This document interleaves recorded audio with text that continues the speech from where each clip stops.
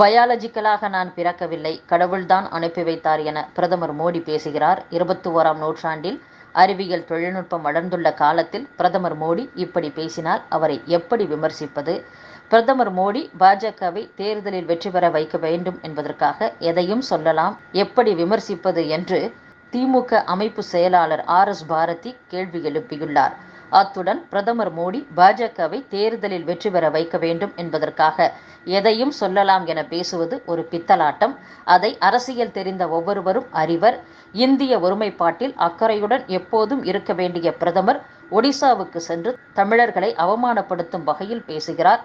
தமிழகத்தில் தலைமை செயலர் மற்றும் DGP-யாக இருப்பவர்கள் வட மாநிலத்தைச் சேர்ந்தவர்கள். அவர்களை நாங்கள் ஒருபோதும் விமர்சித்தது இல்லை, அப்படி செய்யவும் மாட்டோம். வெள்ளையர்கள் இந்தியாவை விட்டு செல்லும்போது தமிழகத்தைச் சேர்ந்த ராஜாஜியிடம்தான் கஜானா சாவியை கொடுத்தனர். இந்தியாவுக்கு சுதந்திரம் கொடுக்கும்போது தமிழரைத்தான் வெள்ளைக்காரர் நம்பினர். பிரதமர் மோடியை கடவுள் அனுப்பி வைத்தார் என்றால் அவர் கடவுளிடமே செட்டில் ஆகட்டும். ஜூன் 4ஆம் தேதிக்கு பின் கடவுள் பணியை பிரதமர் மோடி செய்யட்டும் என்றும் திமுக அமைப்பு செயலாளர் RS பாரதி பேசியுள்ளார். தமிழக அரசு மின் கட்டணத்தை உயர்த்தும் நடவடிக்கையை கைவிட வேண்டும் என்று பாமக நிறுவனர் டாக்டர் ராமதாஸ் கோரிக்கை விடுத்துள்ளார். சிலந்தி ஆற்றின் குறுக்கே தடுப்பணை கட்டுவதற்கான பணிகளை தொடங்கியுள்ள கேரள அரசுக்கு தமிழக விவசாயிகள் சங்க பெருந்தலைவர் நாராயணசாமி, மாநில தலைவர் இரா வேலுச்சாமி ஆகியோர் கண்டனம் தெரிவித்துள்ளனர். யூடியூப் சேனல் நிர்வாகி ஃபெலிக்ஸ் ஜெரால்டை ஒருநாள் காவலில் எடுத்து விசாரிக்க போலீசாருக்கு அனுமதி அளிக்கப்பட்டுள்ளது. சென்னையின் முக்கிய குடிநீர் ஆதாரமாக விளங்கும் 5 ஏரிகளிலும் தொடர்ந்து தண்ணீர் அளவு சரிவை நோக்கி செல்கிறதாக கூறப்படுகிறது. புதுக்கோட்டை மாவட்டம் வேங்கை வயல் சம்பவம் தொடர்பான குற்றவாளிகளை உடனடியாக கைது செய்ய வேண்டும் என்று தமிழக DGP சங்கர் ஜிவாலுக்கு மார்க்சிஸ்ட் மாநில செயலர் K பாலகிருஷ்ணன் கடிதம் எழுதியுள்ளார்.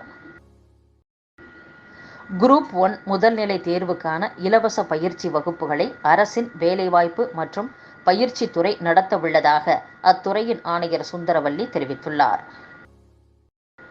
இலவச மற்றும் கட்டாய கல்வி உரிமை சட்டத்தின் கீழ் பள்ளிகளில் சேர விண்ணப்பித்தவர்களுக்கு மே மாதம் 28ஆம் தேதி குலுக்கல் முறையில் மாணவர் சேர்க்கை நடைபெறவுள்ளதாக சென்னை மாவட்ட ஆட்சியர் ரஷ்மி சித்தார்த் ஜெகடே தெரிவித்துள்ளார். சென்னை கபாலீஸ்வரர் கோவில் நிலத்தில் கோவில் நிதியில் நடைபெறும் கலாச்சார மைய கட்டுமான பணிகளை நிறுத்தி வைக்க சென்னை உயர்நீதிமன்றம் உத்தரவிட்டுள்ளது. மயிலாப்பூர் கபாலீஸ்வரர் கோவிலுக்கு சொந்தமாக பசுமை வழிச்சாலையில் உள்ள 22.8 கிரவுண்ட் நிலத்தில் 26.78 கோடி ரூபாய் செலவில் கலாச்சார மையம் கட்டுவது தொடர்பாக 2023ஆம் ஆண்டு செப்டம்பர் 4ஆம் தேதி தமிழக அரசு அரசாணை பிறப்பித்தது. இந்த கலாச்சார மையம் கட்டுவதற்கு தடை விதிக்க கோரி கோவில் வழிபாட்டாளர்கள் சங்க தலைவர் TR ரமேஷ் சென்னை உயர்நீதிமன்றத்தில் பொதுநல வழக்கை தாக்கல் செய்திருந்தது குறிப்பிடத்தக்கது. முகூர்த்தம் மற்றும் வார விடுமுறை நாட்களை ஒட்டி மே 24ஆம் தேதி முதல் 26ஆம் தேதி வரை சென்னையில் இருந்து பிற இடங்களுக்கும் பல்வேறு நகரங்களுக்கும் கூடுதலாக 1460 சிறப்பு பேருந்துகள் இயக்கப்படும் என்று அரசு விரைவு போக்குவரத்து கழகம் அறிவித்துள்ளது. சிலந்தி ஆற்றின் குறுக்கே தடுப்பணை கட்டுவது சட்டவிரோத நடவடிக்கை என்று தமிழக முன்னாள் முதலமைச்சரும் அதிமுக தொண்டர்கள் உரிமை மீட்புக் குழு தலைவருமான O பன்னீர்செல்வம் தெரிவித்துள்ளார். தென்காசி மாவட்டம் குற்றாலம் பேரருவியில் வெள்ளப்பெருக்கு தொடர்பாக சுற்றுலா பயணிகளை எச்சரிப்பதற்காக எச்சரிக்கை மணி நிறுவப்பட்டுள்ளதாக மாவட்ட ஆட்சியர் AK கமல்கிஷோர் தெரிவித்துள்ளார். யூடியூபர் சவுக்கு சங்கரின் பிணை மனு மீதான விசாரணையை மே 27ஆம் தேதிக்கு மதுரை போதைப்பொருள் தடுப்பு முதன்மை நீதிமன்றம் ஒத்திவைத்துள்ளது.